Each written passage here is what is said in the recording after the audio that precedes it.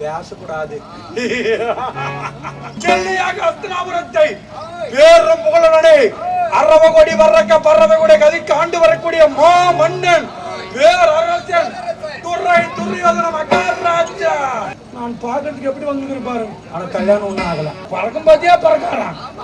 ஒரே தடவை கூட எனக்கு கல்யாணம் ஆகல. அதனால இப்பவே இங்கே ஒரு பொண்ணை பார்த்து கல்யாணம் பண்ணிடணும். இல்லையே பெற்று விட்டால் மட்டும் போதாது. அவன் வளர்ந்து ஆளாயிட்டானா அவனுக்கு என்னென்ன பண்ணணும் அந்த நேரத்துல பண்ணணும். கொள்ளைய வளர்ப்பது யார் கடமை?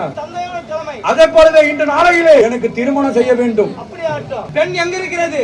வளசர பக்கத்துல எனக்கு தடைக்கு பார்க்கலாம்.